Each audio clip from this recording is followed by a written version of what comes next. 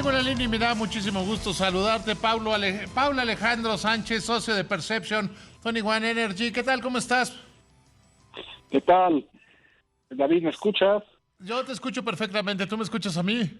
Perfecto, ¿cómo estás? Bien, con gusto de saludarte. Oye, platícanos.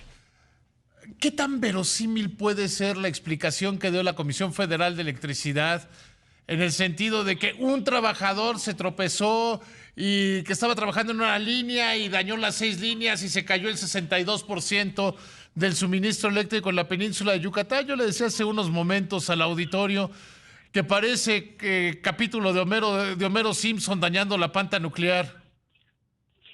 Pues no estás muy alejado de la realidad. Definitivamente, pues en este México mágico hemos tenido quemas de Pastizales. matorrales, pastizales, hemos tenido cualquier cosa que se te ocurra que afecte una línea y termina siendo un apagón generalizado.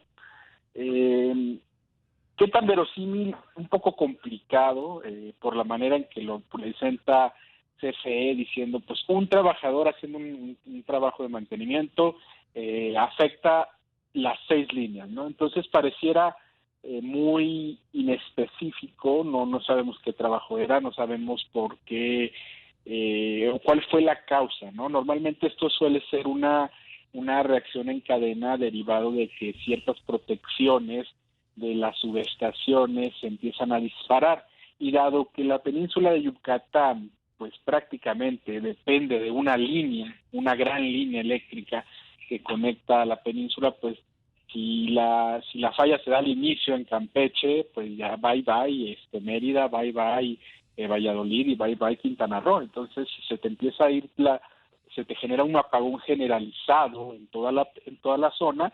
Y el problema no es ese, el problema es que el tiempo de restablecimiento fue bastante largo para haber sido un incidente menor. Pero otra vez, esas son cosas que luego uno ya no entiende, y CFE se queda en esa opacidad de decir, pues hubo una falla humana y listo, ¿no? Ya nunca sabremos la verdad histórica. Mira, yo decía también hace unos momentos que es el modus operandi de Manuel Bartlett, el director de la Comisión Federal de Electricidad. También dijo que una vez se le cayó el sistema y que cuando regresó ya había perdido Cuauhtémoc Cárdenas. Es Falla ese... humana. Sí, sí, sí. Pero aquí hay algo que es muy preocupante.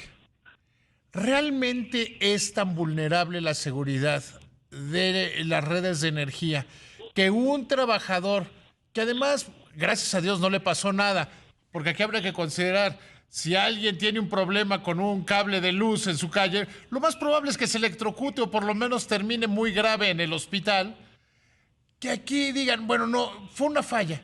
Y una falla, entonces estaba trabajando solo, no servían los protocolos, o sea, como que descubre mucho más de lo que trata de cubrir esa explicación, ¿no? En definitiva, no da mucha claridad. Mira, el sistema eléctrico sí llega a ser sensible. Si tú conectas muchos enchufes, muchas licuadoras o muchas lavadoras al mismo tiempo en tu casa, pues lo más común es que lo que llamamos, ¿no? Se bota la pastilla. Y botar la pastilla significa un medio de seguridad. Automáticamente la pastilla se bota para proteger la integridad de la red en tu casa. Y estoy hablando de un departamento chiquito. Uh -huh, El uh -huh. sistema eléctrico suele ser similar, pero ¿qué pasa?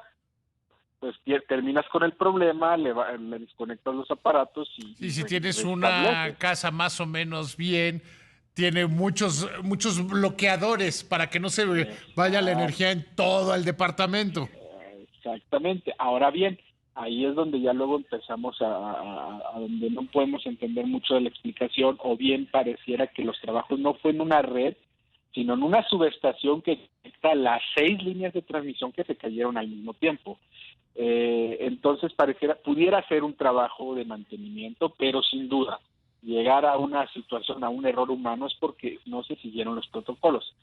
Desafortunadamente, David, las dos regiones más vulnerables del sistema eléctrico nacional es la península de Yucatán y Baja California Sur. Sí, en definitiva, estos dos lugares tienen, digamos, muy poquita redundancia. Cualquier afectación que puede generar un apagón generalizado en la zona porque no hay más fuentes de alimentación. Entonces sí es posible, pero la gran pregunta, el what if, el gran qué pasó ahí es, pues qué estaba haciendo, qué falló y por qué se tardó en restablecer, cuáles fueron los daños materiales si hubo y vaya, los daños personales en caso de también haber habido. A mí me suena falla total, digamos. Es la debilidad de la red en el sureste del país. En la península de Yucatán se cancelaron, se hicieron a un lado grandes inversiones que hubieran solucionado este problema, ¿no? En efecto, siempre ha habido la necesidad de ampliar la red eléctrica en Península de Yucatán, particularmente reforzarla, generar otro canal que le dé redundancia. Esta administración cuando llegó desestimó la necesidad de ampliar la red eléctrica sobre pretexto de que había mucha generación y CFE se podía hacer cargo de lo que había. En el largo plazo lo que hemos visto es no solo un crecimiento bastante, ni siquiera mediocre, pésimo, a veces hemos tenido expansiones en un año de la red del 0.1% y en años, hace como 2 años tuvimos un crecimiento del menos 0.1%, es decir, en lugar de expandirse la red, tuvimos tantos daños o depreciación que tuvimos que realmente se redujo la longitud del sistema eléctrico nacional. Entonces, la factura en el largo plazo pues va a ser muy cara, pues porque tenemos esta electricidad, la electricidad más cara es la que no se tiene, y pues al Yo final te del diría día, que no es en el largo plazo. Yo, ahorita que te escuchaba, volví a pensar en una de las razones por la que la industria no se pone en la península de Yucatán, la gran industria, es porque no está garantizado el suministro eléctrico. Y si ya en efecto, decidiste venir a México, prefieres llevarlo al centro del país o al norte, donde hay menos posibilidades de que se les caiga el sistema porque Homero Pérez hizo un trabajo mal.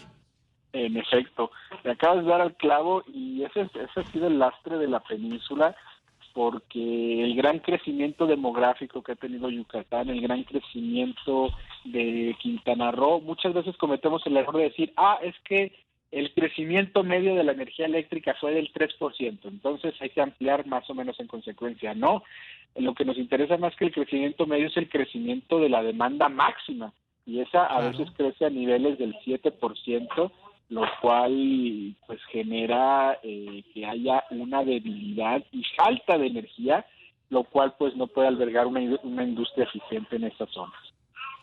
Te agradezco muchísimo que me hayas tomado la llamada. Te mando un abrazo muy ilustrativo. Buenas noches.